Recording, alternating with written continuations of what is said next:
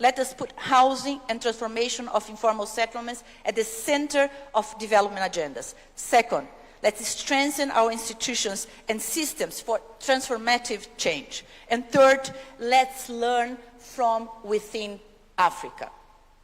Allow me to recognize Kenya's leadership role on the global housing stage, primarily through two complementary positions, as a co-chair of the open-ended working group on housing and as a global champion of the call for action on adequate housing for all. Together in 25 countries, through the high-level roundtable on the sidelines of the United Nations General Assembly in New York last year, leading from the front, His Excellency President Ruto advanced a proposal for a coalition of global housing champions, a political platform for heads of states to advocate for inclusive housing policy and mobilize finance. His Excellency, Mr. President, I extend my warmest gratitude for the visible progress in urban transformation and the support you give to our mandate at UN Habitat. The outcomes of this second African Urban Forum will be directly connected to the World Urban Forum 13 to be hosted by our excellent, great partners, Azerbaijan, now in May in Baku, as it was shared. We expect Africa to be strongly there to showcase your leadership, to represent your solutions, and to influence global investments. Excellencies, this is not only a gathering. The Urban Housing Forum matters. We finish this presentation today just committing that UN Habitat stands ready to support Kenya, African Union, and all of you in the roadmap ahead through the urbanization process in Africa. Thank you very much. Asante sana. Thank you very much, Edie. Your Excellency, this event is co-hosted by UN Habitat, Africa Union, and the Government of Kenya. Allow me now to invite His Excellency Moses Vilakati, the AU Commissioner for Agriculture, Rural Development, and Blue Economy, to come and make his brief remarks.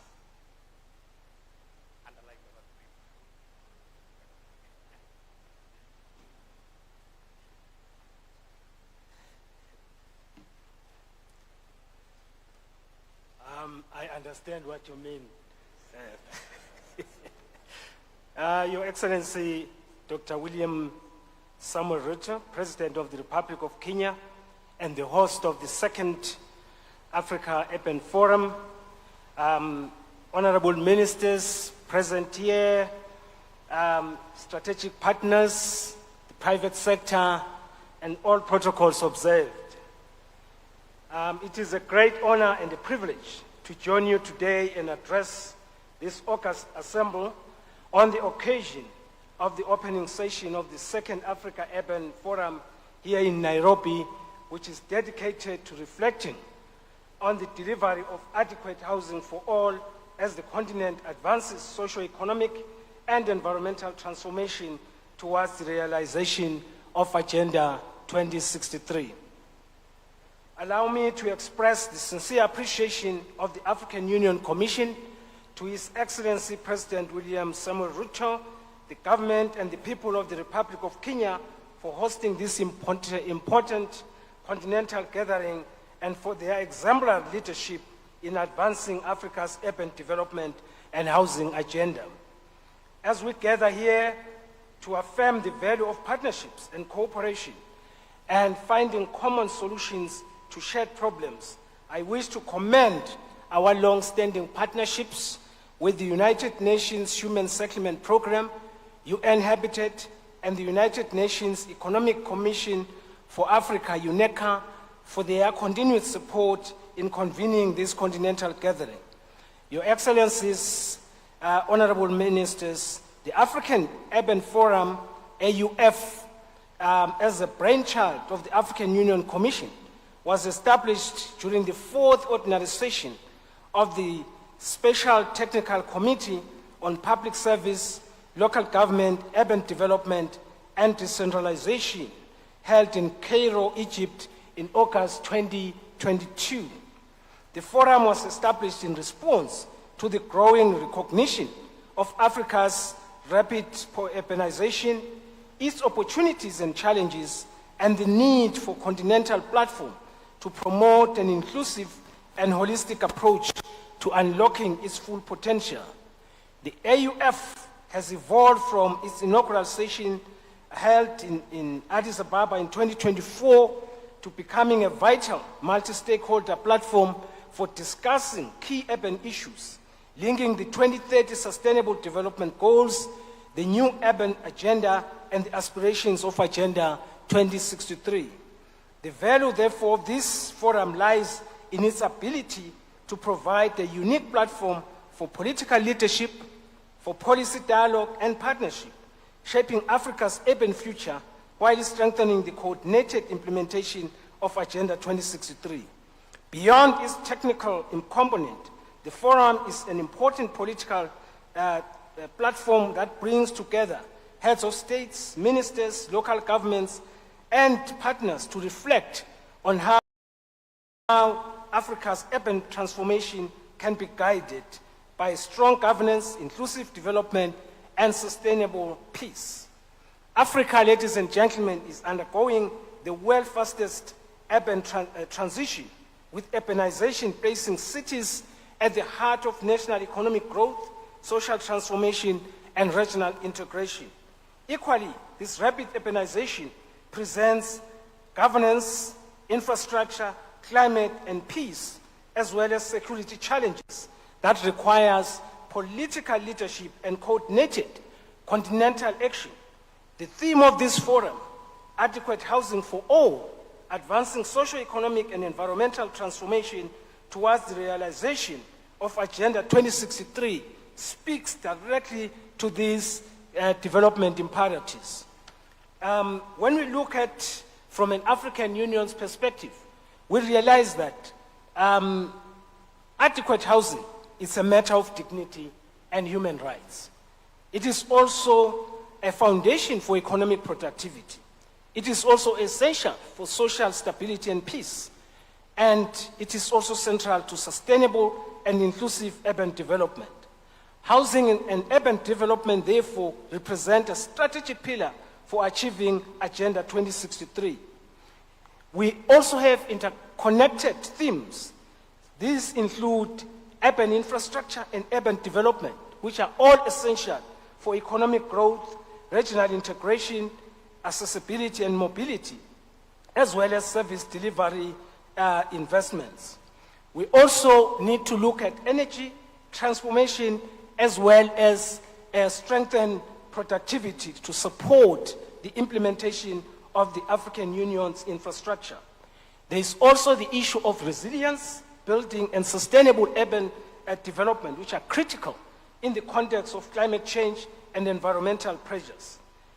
But also, we need to be looking at smart cities, science, technology, and innovation, which are transforming urban governance and economic development through digital systems, data-driven planning, as well as enhanced transparency. Yet, we also need to be innovative, look at innovative financing to make sure that our dreams can be realized. But of importance is to make sure that we also look at transforming our informal settlements, which remain a priority for social inclusion as well as human dignity. Lastly, we need to be looking at urban migration and displacements, which requires coordinated governance and policy responses. Cities are increasingly hosting displaced populations and migrants, making urban areas central to humanitarian response, social integration. These priorities are closely linked to our broader thinking as the African Union's work program on decentralization, local governance, and urban development. The theme for this forum, therefore, aligns strongly with the African theme of the year 2026 on water and sanitation, which recognizes water as a strategic resource for human security, for public health, as well as for sustainable development. It is our collective responsibility, therefore, to take stock of the progress that has been made by the African Union regional economic communities, our national governments and local communities in implementing the commitments which were adopted during the inaugural inaugural African Urban Forum in 2024.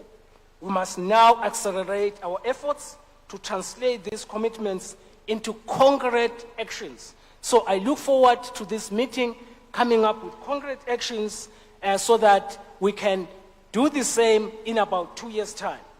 But one thing that I would like to emphasize, Your Excellency, is that working hand in hand with our strategic partners, we have established the Aqinile Partnership. Aqinile means strong, which is a unique partnership formed by the AUC, the UNDP, the UN Habitat, and UNEP to jointly address disaster risks across the continent. The development also of the Africa Common Position and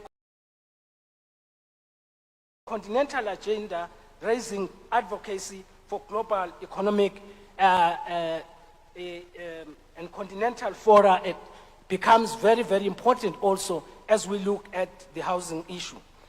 We think that the success of the Agenda 2063 lies in better livelihoods, and that can only be done through better housing for all. Therefore, the expected outcomes of this forum, together with the Nairobi Declaration on Housing, should reflect Africa's collective commitments to adequate housing, sustainable urban development, strong local governance, climate resilience, and inclusive growth, which should reinforce the role of Africa's Urban Forum as a continental institutional platform. In closing, Your Excellency, African Union remains fully committed to working with member states and partners to support Africa's urban transformation and to advance Agenda 2063. Let us therefore work together to build inclusive, resilient, and peaceful African cities, ensuring adequate housing for all. I thank you. Siyabonga kakhulu. Asante asante. Siyabonga.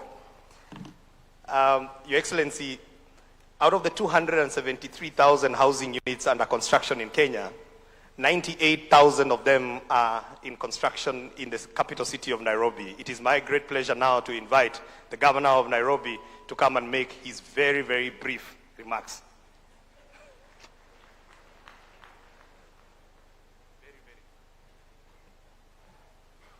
Your Excellency, President William Ruto, the President and Commander-in-Chief of the Defense Forces of Kenya, Waziri Alice, AU Commissioner Moses Vilakati, ministers from across the continent. We're told we have more than 40, and we're really privileged as Nairobi to have you all here in our capital city. Anna Claudia Rosbach, my friend, and a big friend of Nairobi, whom we really appreciate. The chair of the State Committee of Uzbekistan, members of the Diplomatic Corps, members of Parliament. We have the Committee of Housing that is present here, and they have done a great job. Everything that you see us talk about really needs great legislative grounding, and we really thank you for that. We've seen the members of Parliament from the Housing Committee, Mr. Anna Goulier, honorable delegates, my colleague Governor Anyang' Nyong'o, the Governor of Kisumu, which is Kenya's third city. Governor Professor Anyang' Nyong'o is also the chair of the Committee on Urban Matters and Housing at the Council of Governors. Honorable delegates, I hope you had a good time yesterday. If you didn't, please see me after this. We welcomed you to enjoy Nairobi, and so I am sure you had a good time. But if you didn't, I'll be available. Your Excellency, yesterday we underscored the urgency of what we're dealing with. We spoke about the numbers. We saw the stark reality that we're faced with as a generation, the situations that we find ourselves in. We spoke about the fact that a lot of the challenges we're dealing with may not have been caused by ourselves. You know, we may not be the generation that polluted the rivers. We may not be the generation that caused informal settlements. But we agreed that the imperative ahead of us needs a certain kind of leadership. It needs bold leadership. It needs committed leadership. It needs proper planning, and it needs leaders who care. Your Excellency, the delegates today here, and many, may not know what our country has had to go through to achieve what we can proudly talk about today. Ladies and gentlemen, one of the boldest, bravest leaders who will go down in history as having set the tone for the urban future of this country is President William Samoei Ruto. President William Ruto decided and committed and had promised that we must change this narrative in our urban spaces. He was vilified, his politics was threatened, there were demonstrations, there were almost riots. People said that that is the end of his career. But President William Ruto said that if you want to lead the orchestra, you must turn your back on the crowd and you must do what needs to be done. President William Ruto, on behalf of the people of Nairobi, we thank you because we are giving dignity to people. We are giving real dignity to families, to women, to children, hope, even increasing their self-esteem. I want to tell you something, that is the kind of leadership that we require from all of us in all our countries. If we have 40 out of the 54 African countries represented here, with that same level of tenacity and focus, we can actually change the tide. What President Ruto did, because people asked him, don't you have a house yourself? Why are you thinking about those who don't have a house? Previous administrations had attempted to do this. And when there was a little whiff of resistance, their tails went in between their legs and said, oh, let's leave it. You have a house. Let's take care of our other issues that are less politically, risky. But President Ruto did or expressed what has been defined by Leo Tolstoy, sometimes attributed to Fyodor Dostoevsky, that if you feel pain, it is because you're alive. But if you feel somebody else's pain, it is because you're a human being. That personal suffering only points to mere existence, but empathy is what defines humanity. Many of the actions you're going to take, many of the actions we're discussing are not for yourselves or for your families, but are for those who may not be in this room, who cannot make a case for themselves. So I want to encourage all of you that you're not in Nairobi in vain. What you're doing is the work of God, I will call it that, because you're giving hope, you're giving dignity, and you're changing the course of generations to come. Part of what our president is leading us in doing in this city, and I'm very proud to be the governor of Nairobi. For a long time, and the PS has said, and I'm being very brief, the PS has said, the work we're doing on our rivers is historic. This city was founded on those 3 rivers. When it was founded in 1901, a letter was written to the UK saying that this is just a swamp. It will always flood. We were on floodplains. In 1906, there was a big plague in this city because of the floods. Today, we are changing the narrative of the rivers, which became where the informal settlements are. When it floods, those who are affected most in Nairobi are the poor and the destitute in informal settlements. But we committed, the president has committed more than 50 billion Kenya shillings. One of the interventions we're doing in sanitation is a 54-kilometer trunk sewer on both sides of the Nairobi River. 1.8 meters by 1.8 meters. I am 1.83 meters, so you can imagine the span of that sewer. It is going to cover the sewer demand for this city for 50 years. Isn't that being a visionary leader? I think our president needs some applause for that. On top of that, of course, there's the 200,000 units of housing and much more. The associated infrastructure, the jobs that have come with it. We have hundreds and thousands of our young people who today can wake up with dignity and confidence that they're going to a construction site, whether it is engineers, architects, masons, plumbers, etc., you name it. So we are seeing this transformation. I would like to finish by challenging my friend Habib. Habib has spoken about the deal rooms many times, and I'm glad we have mayors here and city leaders. And yesterday I threw a brief challenge. I didn't go much into it because I was just to speak briefly. Mostly cities are called to make welcoming remarks. not to talk about the cracks of the matters, but these mayors and city leaders are the ones who grapple every day with the urban challenge on our continent. I think they deserve better recognition. And I've seen one of my predecessors, Mayor Joe Akech, when Nairobi had mayors back then. Let's appreciate him. We stand on the great work that many of you did many years ago, and we're building on it. And so, Bwana Habib, in those deal rooms, we are going to come into those deal rooms as cities. Because we know if we're not on the negotiating table, we're on the menu. And we have refused to be on the menu as cities and as subnational governments. We have bankable projects. Water and sewer provision in a city like Nairobi or Mombasa or Kisumu or Kampala is a bankable, investable project because people pay bills. Mass transit, because people must move from one place to another. We must sort out urban sprawl, is bankable. So it's not just for investors and the private sector, but also have a space for cities. So finally, delegates. I know I welcomed you yesterday, but today I want to give you an offer. Please take it and do 3 things. Number 1, after your meetings, please find any hotel in Nairobi, any restaurant, any place of recreation. Go in there. You can order ugali, which is a Kenyan dish, nyama choma. You can order pizza if you want. You can order, githeri. Have as much as you want. As much as you want. If anybody asks you, say Sakaja sent you. The governor of Nairobi. So the first thing is you're welcome.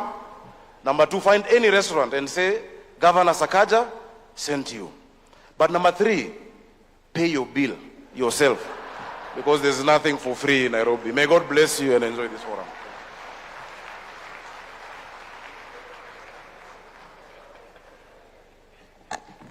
Thank you very much, Governor Sakaja. To bring us to the end of this session, allow me to invite my boss, my cabinet secretary, Madam C.S. Wahome. Come on, let's give her a round of applause. She's done a remarkable job in organizing this event. Thank you so much. Thank you. Thank you. Let's give a clap to P.S. Hinga. He's the guy I ride on for implementation. Thank you. Thank you very much. Your Excellency, the President of the Republic of Kenya, Dr. William Samoei Ruto, Your Excellency, AU Commissioner Moses Virakati, here on behalf of yourself and on behalf of the chairperson and the African Union, Your Excellency Anna Claudia Rosbach, ED of UN Habitat, together with Undersecretary General for the United Nations. Your Excellency, allow me to recognize in a special way also Anar Guriev for purposes of his chairmanship for the World Urban Forum. We've made a bit of some promises there. Your Excellency, may I also recognize my sister Chatu. I was sitting next to her, so I need to recognize her because AU, the Africa Urban Forum, started in Ethiopia, and they laid a firm foundation led by the African Union. I have my sister here, Deborah, the one in charge, CS Deborah, one in charge of environment and forest. I have many colleagues in this sector, excellencies, ministers. We have ambassadors. We have distinguished participants.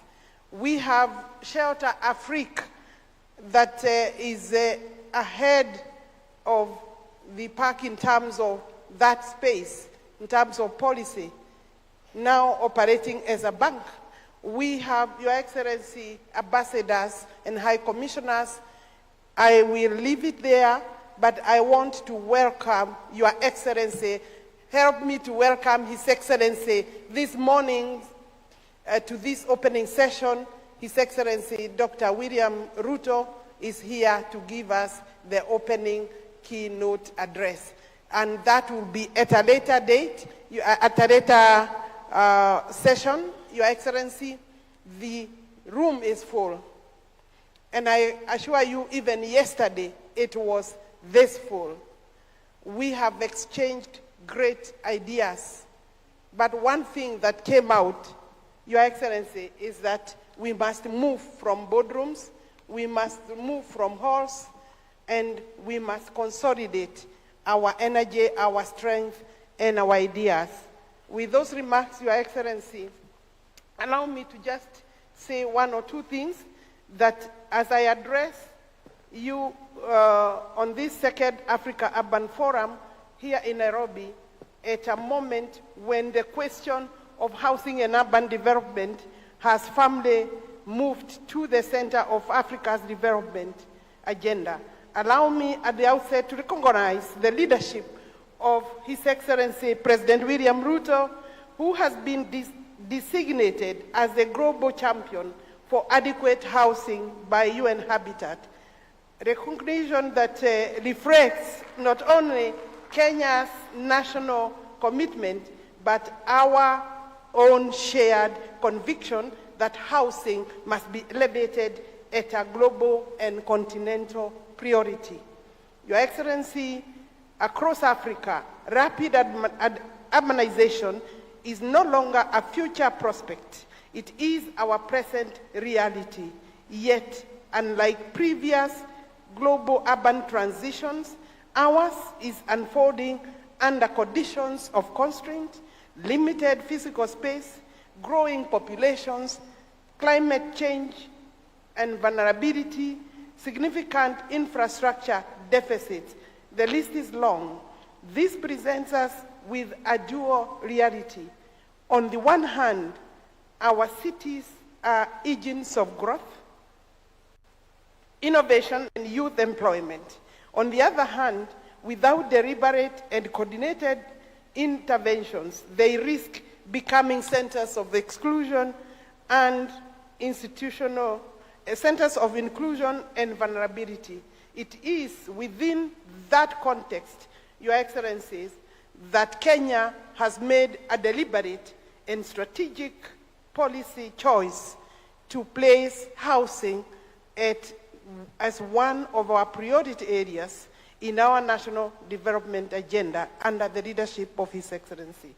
We have recognized that housing is not simply a sector. It is a system that connects land, infrastructure, finance, labor, and markets. A system that, when structured effectively, unlocks an economic activity across multiple value chains, going from construction, manufacturing, and also service delivery. The local enterprise, therefore, becomes a beneficiary, and such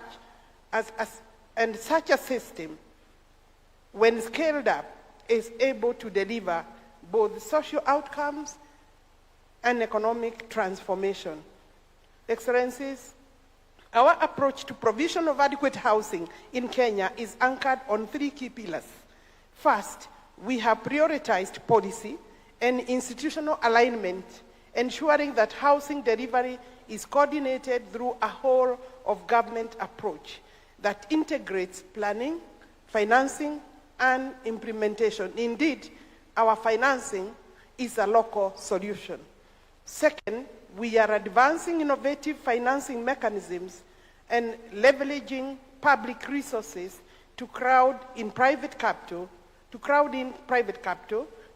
structuring blended finance solutions, and creating predictable funding streams to support delivery of scale or at scale. Third, we are strengthening delivery systems and building institutional and technical capacity required to move from project by project implementation to program-based delivery, supported by partnership with the private sector and other stakeholders. Through this approach, we are not only delivering housing units The figure now stands at close to 300,000, but are also building an ecosystem that supports job creation for our youth, strengthens local industries, and expands access to dignified living conditions for our citizens. Excellencies, while we are encouraged by the progress we are making, we are equally clear that no country can address housing challenges in isolation. It requires stronger partnerships between governments, development institutions, and financing partners. The private sector is a key player, and communities must not be left behind. As we therefore deliberate how to overcome these challenges, the next now 2 days, starting today, because yesterday is the first day, Kenya stands ready not only to share its experience, commitments, but also to learn from you, our brothers and sisters.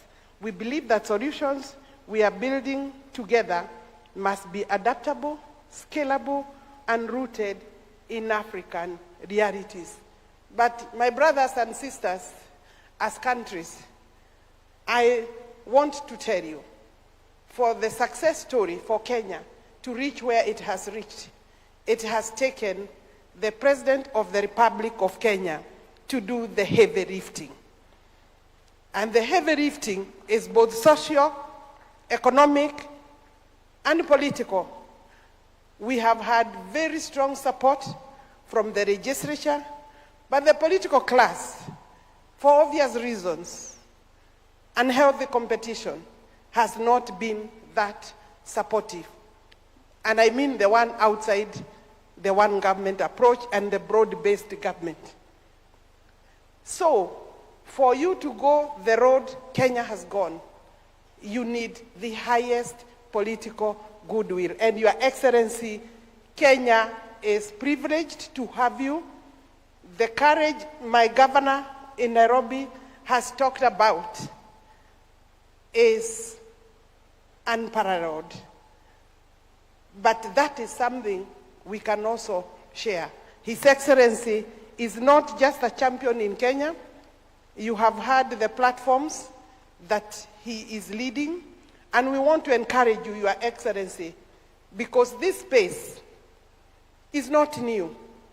It has been there, but the prominence it requires can only be given from the political platform that you stand, Your Excellency, with other member states, heads of states. And I'm therefore grateful as the Cabinet Secretary in this ministry to be able to host on your behalf, Your Excellency, the number of ministers, my colleagues who are here, and they have come, they came 2 days ahead. They have enjoyed part of Nairobi. They are yet to go to the rest of the spaces. Your Excellency, that gives us an insight to the interest in this discussion and discourse. And we therefore looking forward for another very good day today. Thank you for coming to the opening session. Your Excellency, we missed you yesterday, but we understand and appreciate making time. I will then ask Mike to help us with the next session, where Your Excellency will be possibly speaking from your heart. And I know, Your Excellency, this subject, and I'm lucky minister, because this subject, so my brothers, you can only maybe envy me, brothers and sisters, this subject has become a pet subject for the President of the Republic of Kenya. We can use him to propel the Africa continent with other heads of state as we move to World Urban Forum. Thank you very much.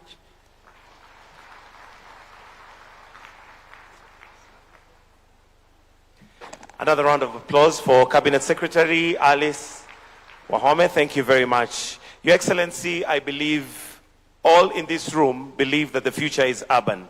And Kenya has already embarked on the journey for adequate housing. So let us now trail our eyes on the screen as we see snippets of this journey.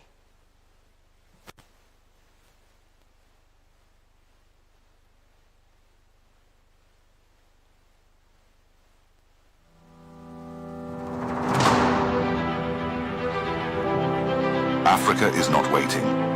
Africa is building.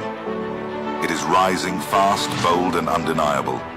This project before us here is the single largest housing intervention in Kenya's history. And I am so proud that it is happening in our time. Across the continent, a transformation is underway.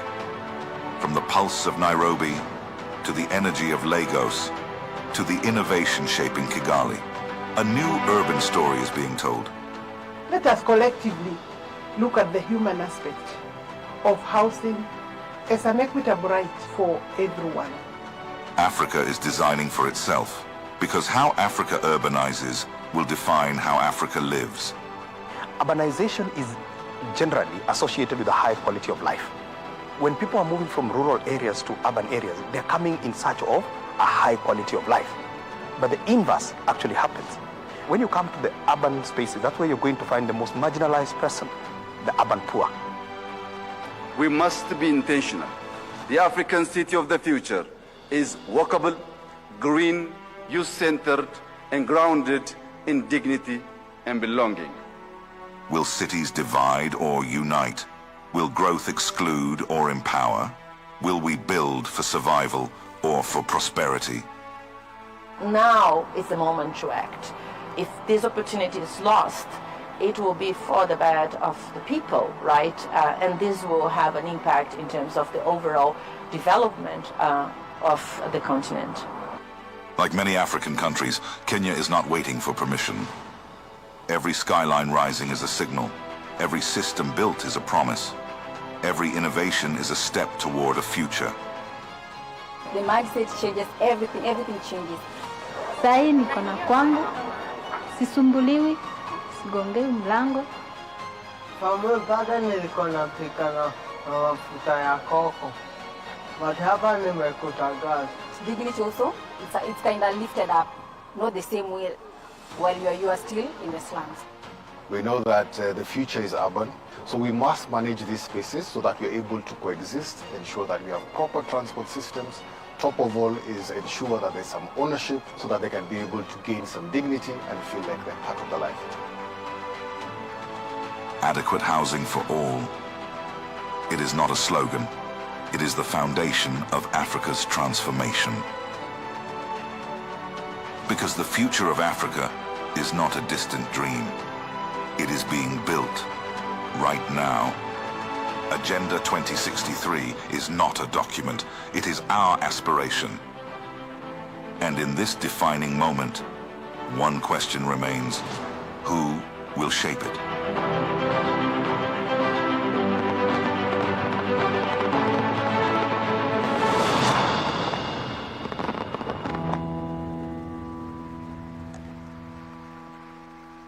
And the question remains, who will shape it?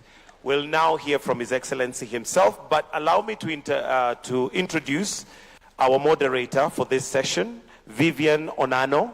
She's an award-winning social entrepreneur and founder and director at a Leading Light initiative. Vivian continues to play a leading role in redefining Africa's growth and development through the direct engagement and inclusion of women and youth. Your Excellency, Vivian is a respected speaker who often speaks on global education, gender equality, youth empowerment, and international development. Distinguished guests, ladies and gentlemen, why don't we put our hands together as I welcome our moderator to now come and take up the next session. Karibu sana, Vivian. A round of applause, please. Welcome. Isn't she looking great? Welcome. Thank you, Mr. Mike Gitonga, for the generous introduction. Your Excellencies, honorable ministers, distinguished guests, fellow youth leaders, ladies and gentlemen, good morning. Good morning. I need to feel the energy in the room. It is my honor to serve as the moderator for this high-level fireside conversation with His Excellency the President of Kenya, where we will delve into key lessons, best practices, and critical challenges in delivering adequate housing for all. Africa is undergoing the fastest urbanization globally, with urban populations growing at over 3.5% annually. By 2050, our urban population will double, from approximately 700 million to over 1.4 to 1.5 billion people. Nearly 65% of Africans will live in cities. We are not simply urbanizing. We are building the future economic engine of this continent. And yet, today, over 56% of urban Africans live in informal settlements. Cities already generate more than 75% of national income, yet remain underfinanced and underplanned. This is not just a housing deficit. It is a systems challenge. Land, finance, governance, and ultimately, delivery. Closing Africa's infrastructure gap alone requires $130 to $170 billion annually, while global systems hold over $400 billion in capital, highlighting a fundamental mismatch between need and capital allocation. Housing is one of the most powerful economic multipliers we have. Every dollar invested can generate up to $2.5 in economic activity, contribute up to 5.8% of GDP, and create up to 5 jobs per unit. So the question is simple. What will it take to deliver at scale? And who will take that responsibility? To respond to these critical questions, I would like to welcome to the stage a leader who has made affordable housing for all his national priority, has risked his political capital to ensure that it is not just an agenda on the manifesto, but a reality for millions of Kenyans. He is a powerful continental voice, and recently, last year at the United Nations General Assembly, he was recognized by the United Nations as a global champion for affordable housing for all. Ladies and gentlemen, please put your hands together for His Excellency, Dr. William Samoei Ruto, the President of the Republic of Kenya, as he comes to the stage.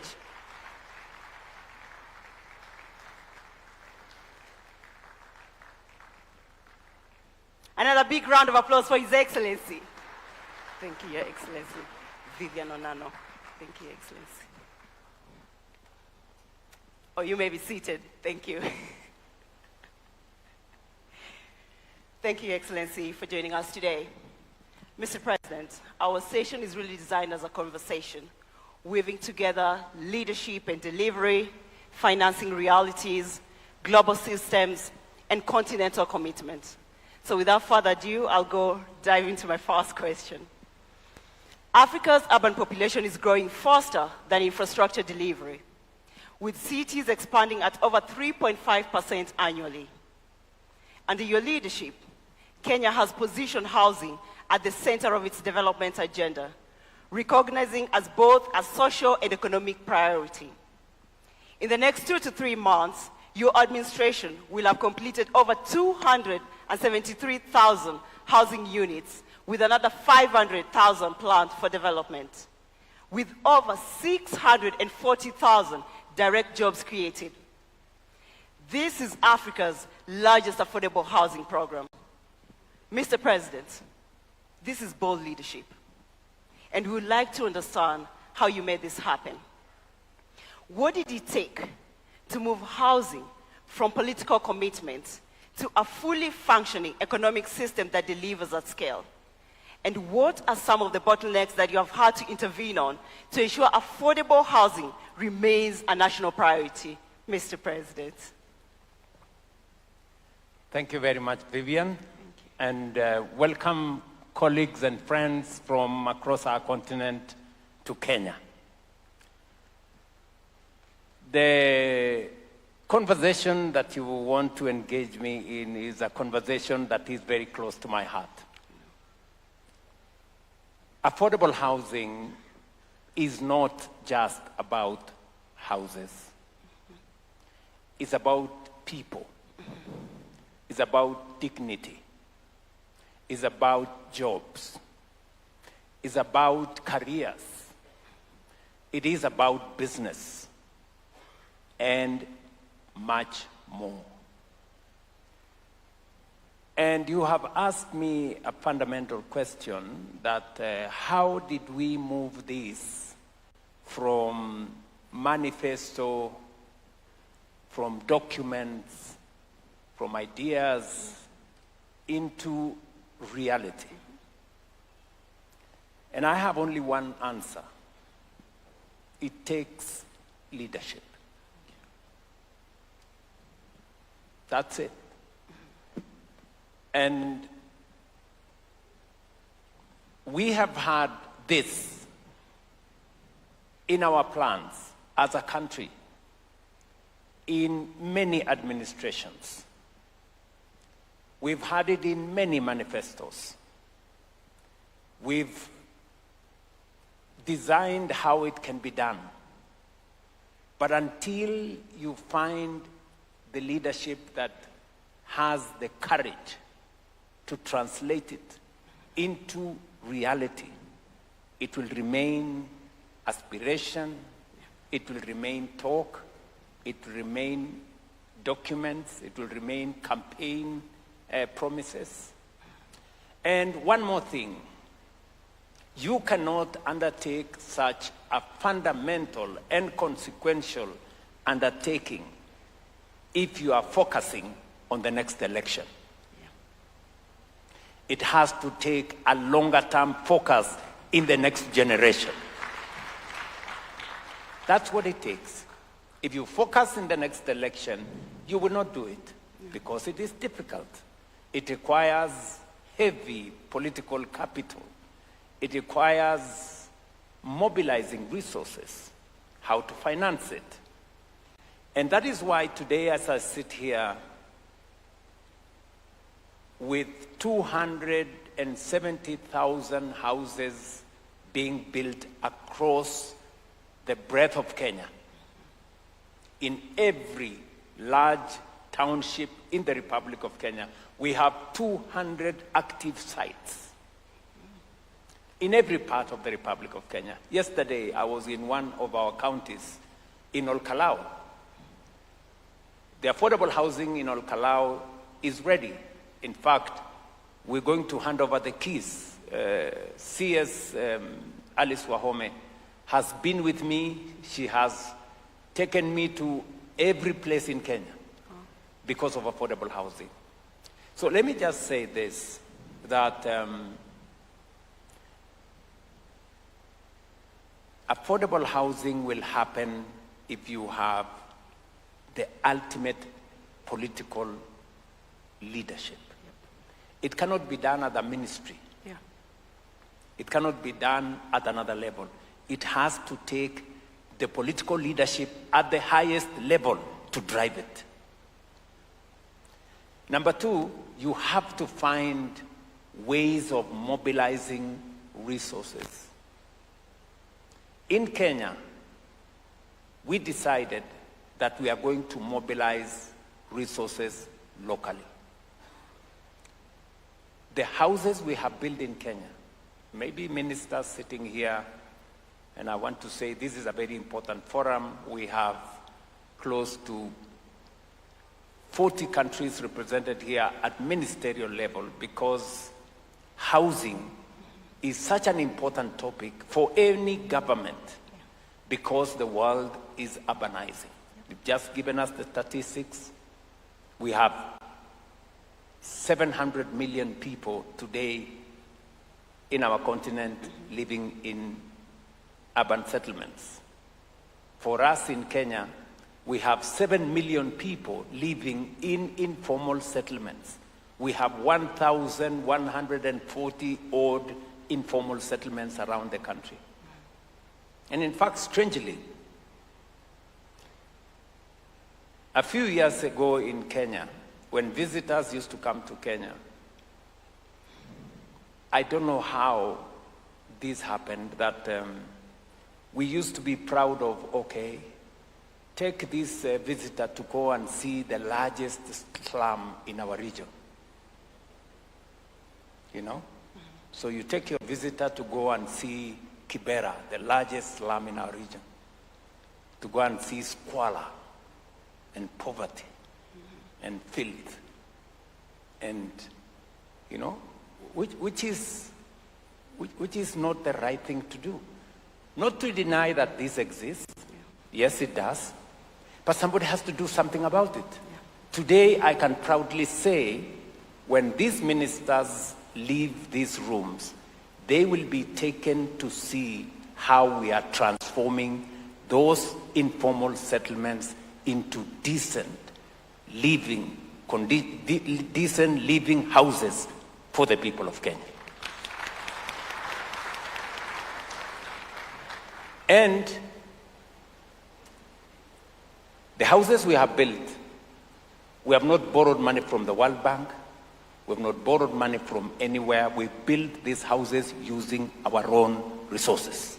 Wow. I bet you, today we have signed $4 billion of housing contracts. That is an equivalent of 650 billion Kenya shillings. If I were to look for $4 billion from wherever, it would take me maybe 10 years of going to this town and the other town and seeing this person and the other person and signing this paper and signing another one. So I decided that we are going to have a conversation with the people of Kenya. And difficult conversation, that we have a situation, we need to fix it. And as was described by the governor of Nairobi, it wasn't an easy conversation, because change has a price. Unfortunately, status quo has also a price. And always, the price of change is lower than the price of status quo, ultimately. So we had a conversation, difficult, and I must thank our policymakers. When I went to the people of Kenya, I promised that we were going to undertake housing. And we were going to undertake housing because of 4 reasons. I explained myself to the people of Kenya. The people of Kenya trusted me with their vote. When I came to office, I asked my team that we had been elected with, that now it's time to implement what we promised the people of Kenya.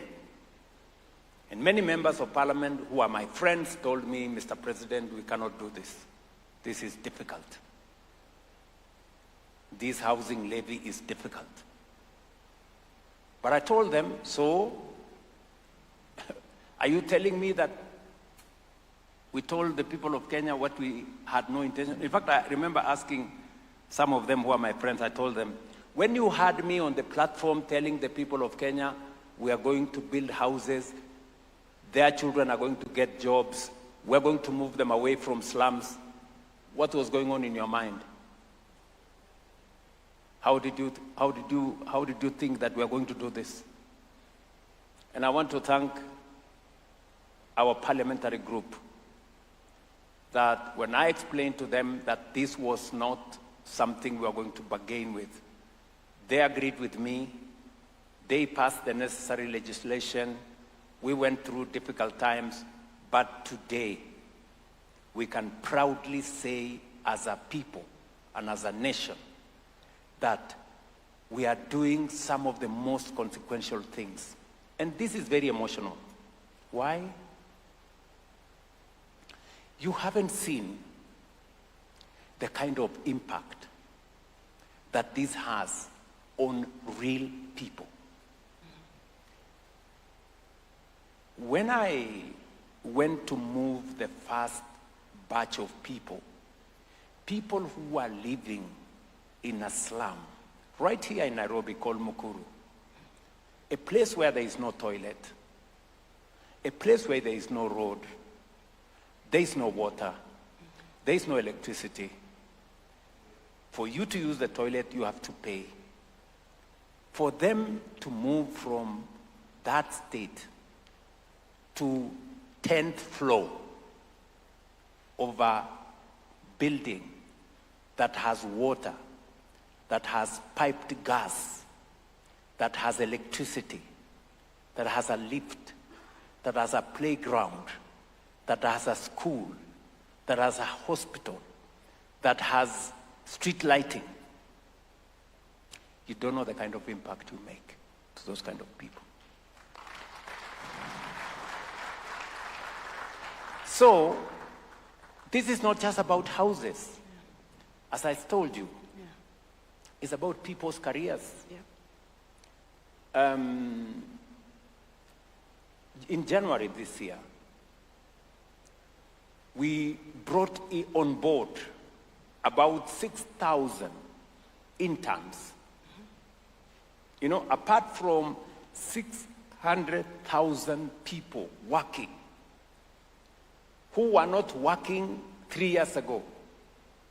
Architects, engineers, plumbers, quantity surveyors, carpenters, a whole array, realtors, painters, people who have gone to college. We're talking about graduates from our technical training colleges, certificate, people who have a certificate in electrical, in being an electrician, people who have degrees in architecture. These are real people with real careers to pursue. Today they have a chance to pursue their careers. Today, because of the housing program, we have industries that have come on stream. We have people who have been Juakali artisans, small enterprises. Today they are transitioning from being ad hoc. You know, you make one window today, you make another window after 2 months, you make another window after 10 months. Today they have contracts. In fact, we ring-fenced close to 15 billion Kenya shillings for people who were informal. Today, we are formalizing their business. We've had more steel companies come on stream. We've had more cement factories come on board. We've had many more people coming on stream in the space around making construction equipment, making inquiries in transport industry. More transporters are coming on board. So we have built a whole construction industry around housing. What is more, we are slowly rolling back land fragmentation. We are slowly influencing land that was meant for agricultural activity. We are now reserving it for agricultural productivity and food security instead of it being subdivided for informal settlement. So it hasn't taken a person, it has taken a whole Kenyan society, because the executive has been in, Alice and myself and the team. People in the legislature have done their part. The people of Kenya are the biggest contributors to this success. Why? Because they put in their taxes. And we are making the change together. And that is why I am very proud to address this audience and to share our experience as a nation, which I believe is what other countries are doing. Maybe they are doing it differently, but we can share in this experience. Finally, you've asked me, what are the challenges? Yes. The challenges have been, the change. Changing a situation is not an easy thing. Mm-hmm. So we've had political pushback. We still have politicians who still think you can make populist, we are going to stop this housing because we are protecting the pay slips of people. Such pedestrian talk. Mm-hmm. How do you cannot see the 640,000 people working. You don't know what to do with them. I know many ministers here are wondering whether there are still people who are opposing this in Kenya. Yes, they are there, and they are not few. There are many.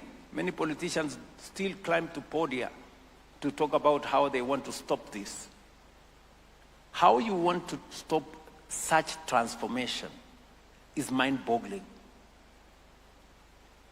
Right? Mm-hmm. We still have courts. We've gone through difficult challenges in courts. People who go to court, they want to stop this. In fact, many of them are asking me, who told you we need houses? Others are saying, why are you taking government land, building houses, and then giving it to individuals? The same people don't mind if the same government land, people invade, they settle, it becomes an informal settlement. They don't mind it. But they mind it if we use it and build affordable housing, make decent use of it. Then you ask yourself, those are the kind of challenges we have to deal with. They look mundane, they don't look very intelligent, but they are there. And we have to confront them every day. Sometimes they come from people who you think should know more, I remember telling one of my friends who was opposed to this housing, and I was asking them, my friend, in your house, you possibly have 3 or 4 toilets. One in your bedroom, one somewhere, another one somewhere. There are people who don't have a toilet. They have to pay to use a toilet. That is the conversation we're having. It is as basic as that. So if you don't see the value of a social house or an affordable house, there are people who desperately need it because at the very least, they need a toilet of their own. That's how basic it is. And finally, let me say this. It is about dignity. Yeah. Giving people dignity. Yeah. It is about getting another group of people to own something. Mm-hmm. Today, in a social house, for as less as $30 a month, you become a homeowner. That would not happen under any other circumstance. It would not happen. If we left this to the private sector, the private sector builds for those who can afford, not those who need. Yeah. Government must think about the people who need the houses. And that is why policy becomes central to the delivery of housing. Sorry I've taken long. No, Mr. President, this is fantastic. Ladies and gentlemen, you've heard from His Excellency. This is bold, transformative, and courageous leadership in practice. Mr. President, thank you for bringing the human face to the affordable housing agenda. It's very important for us to see it's not just about housing, as you've said, but it's about dignity, and it's about the people. Mr. President, we have other leaders in the audience that would like to also bring into this conversation and hear from them. My first question I'd like to pose to Her Excellency Anna Claudia Rosbach, UN Under-Secretary General and Executive Director of UN Habitat. Madam Executive Director, when you talk about the future of Africa,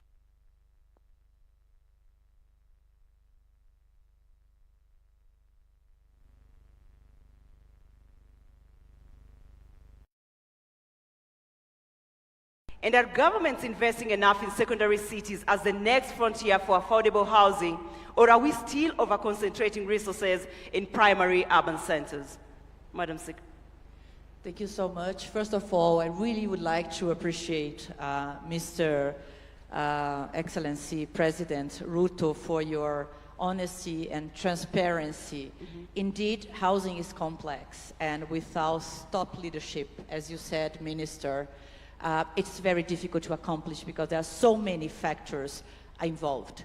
But President spoke about the hundreds of millions that are coming to urban settings in Africa. And I spoke about the rural-urban, but also the migration among cities. And our data shows that the growth is actually happening in intermediary city. But if we look at metropolitan areas, the pressure is very, very, very high. At the front line, as you all mentioned, and as we are discussing at this forum, is housing. Because we cannot think about people coming to cities and not having housing. As the President said, the markets are limited. Right now in Africa, I would say 10% is the outreach of the market.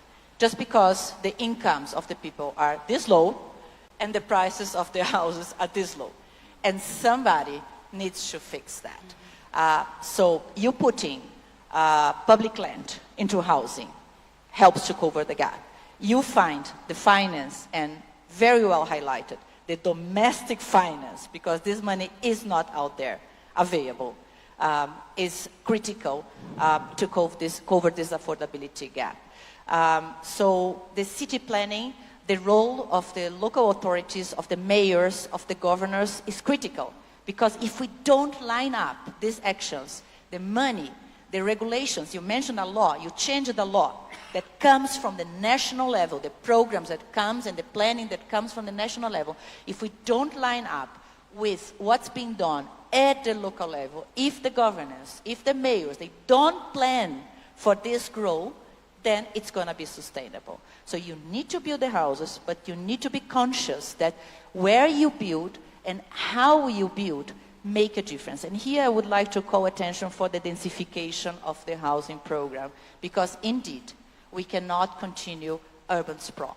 This is affecting food security, this is affecting our natural resources. So this is also, you mentioned, Mr. President, about a social pact that you did with the Society of Kenya, but this needs to be replicated at the local level. Because if you don't agree with the society, how the city is going to grow, up and to the side, and for whom, then it's not feasible. Thank you. Thank you, Madam Executive Director, for reinforcing the importance of... Can you allow me just to backstop what she has said? It is very fundamental that governments at all levels are aligned.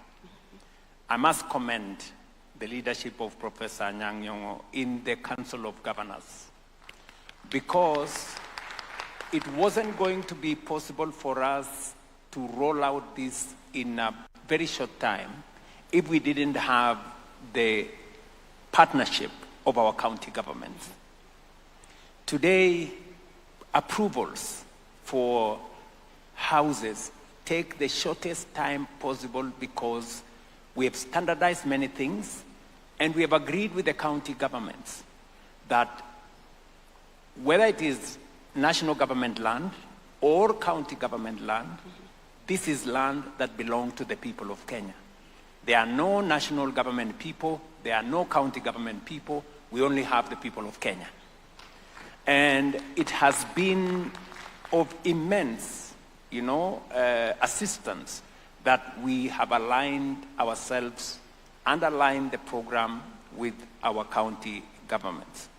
And secondly, on the issue of infrastructure, because part of what we put into legislation is that apart from building the houses, water, sewage, roads that make it possible for citizens to access this affordable housing is part of the development of the housing. So that's not just about houses, it's about how those houses are going to be livable. And finally, is densification.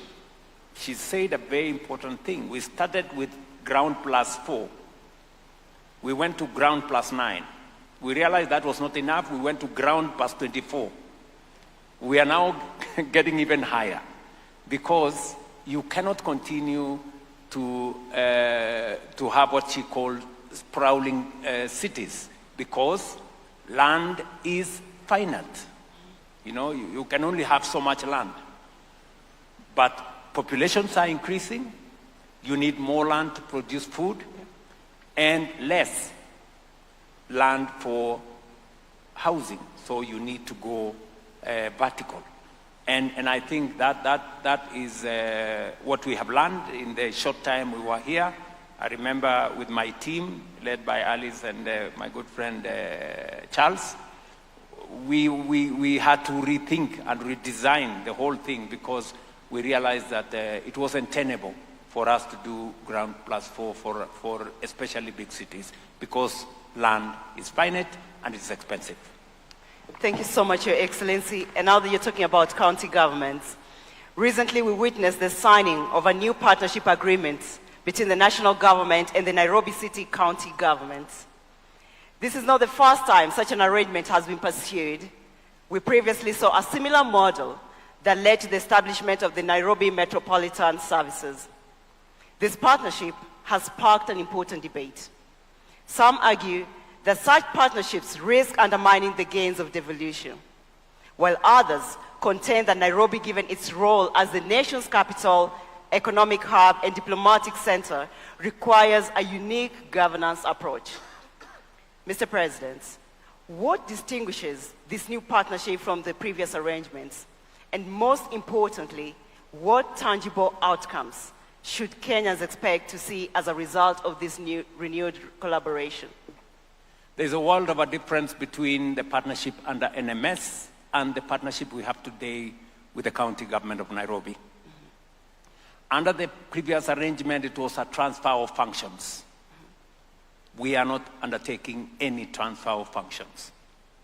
We are working in partnership with the Nairobi City County because Nairobi City County is also the capital city of the Republic of Kenya. And the law outrightly states that the Nairobi City County needs to have a special arrangement with the national government because Nairobi City County also is the seat of the government of Kenya.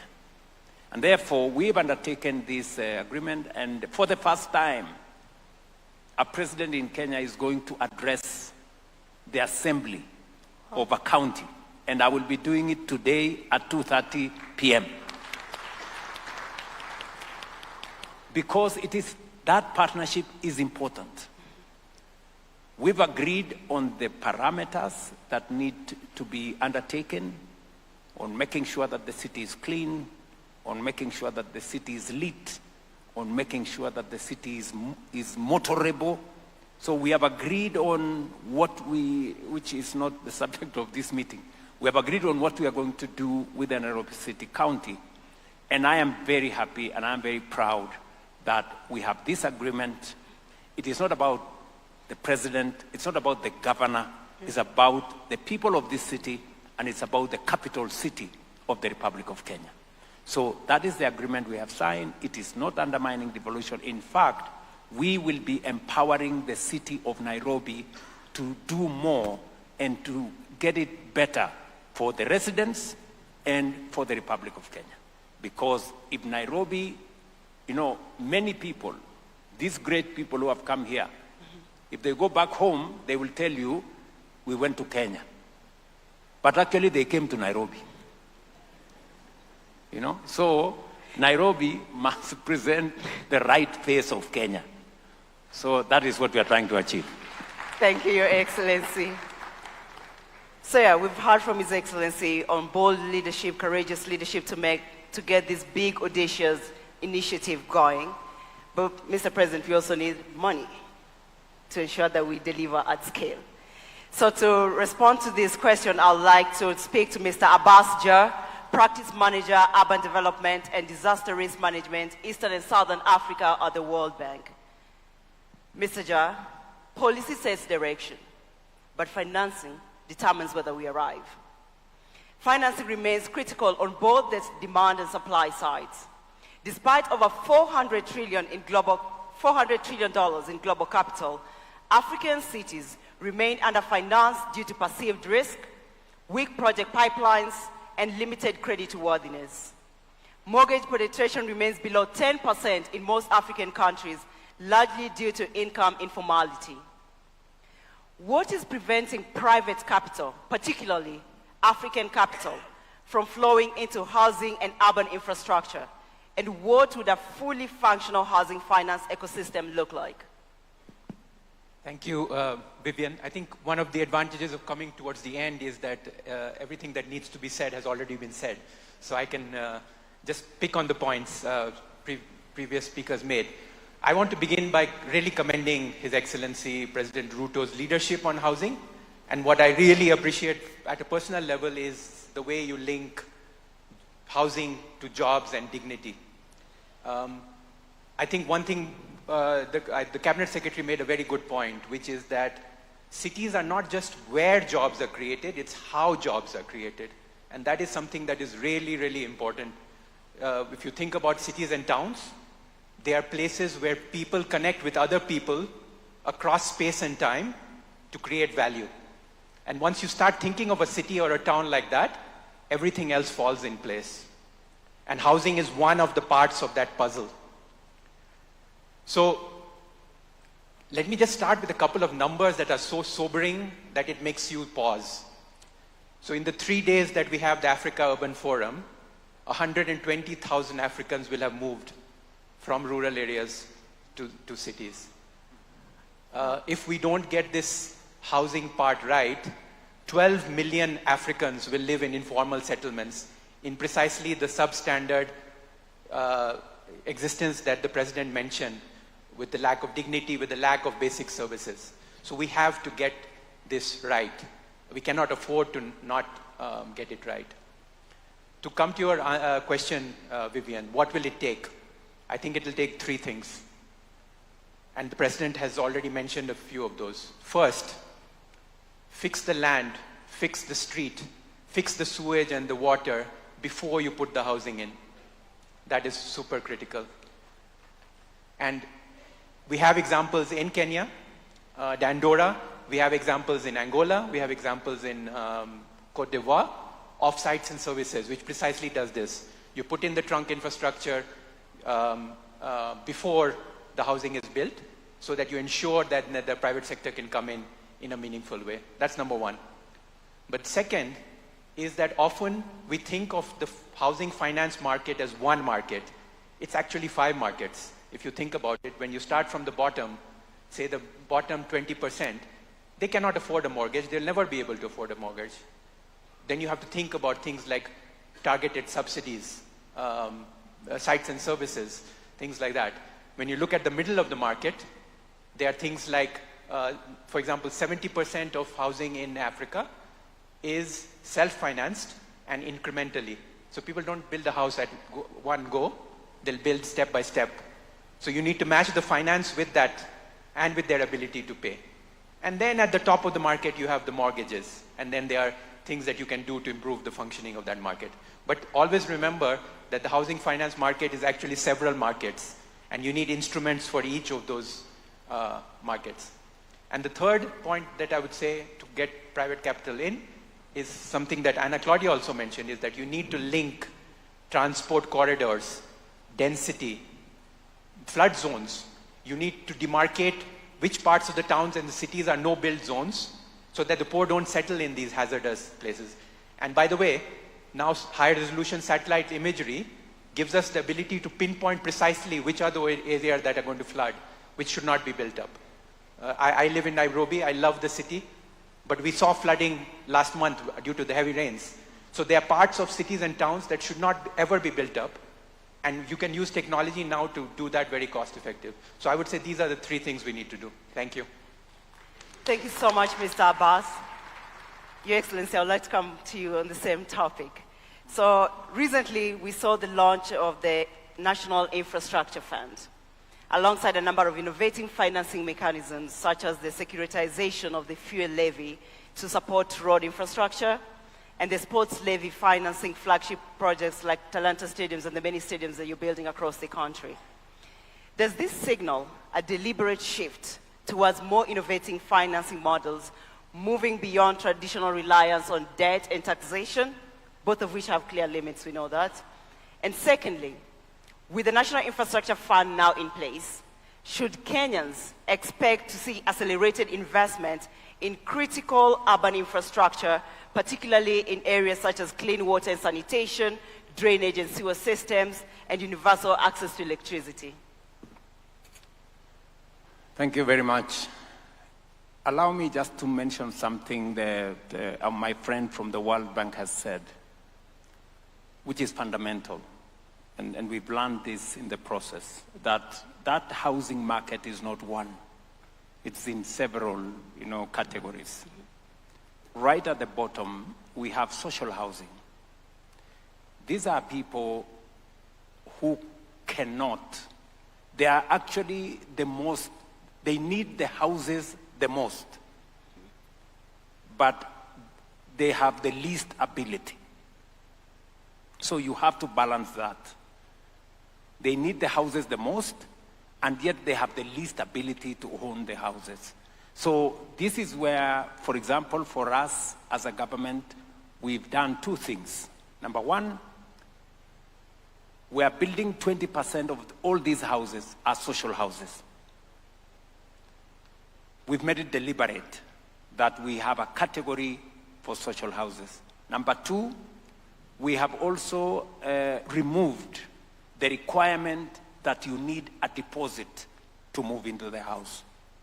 Because sometimes if you introduce a deposit, it becomes very difficult for people in that category to access the houses. And number 3, we have made their mortgage interest the lowest. We are actually subsidizing as government at 3%. Then the people in the affordable housing is at 6%.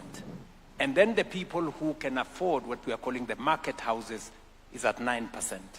So I agree with the World Bank representative here that we have to be sensitive to the market so that we do not, in the process, lock out the people who need the houses the most. One more thing on the subject he raised was how do we raise money? And that's the question you are asking me. Yeah. We can stretch taxes so far. We can stretch debt so far. For us in Kenya, we have said we will be very, very careful on matters to do with stretching taxes or stretching debt, because both have consequences. Yeah. And therefore, it requires government to think, outside the box and become more innovative. How do we leverage on instruments that can be used for the development of a nation that limits or that reduces our exposure to debt or pushing citizens for taxes? And we have discovered some of them. We have assets that we can deploy in a better way.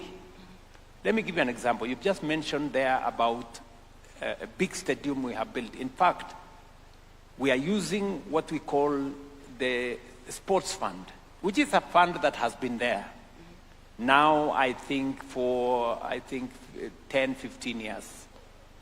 For 10, 15 years, this fund has not achieved much, except do a gate somewhere, do cabro someplace, a small thing somewhere. What we have done is that we have turned that fund into using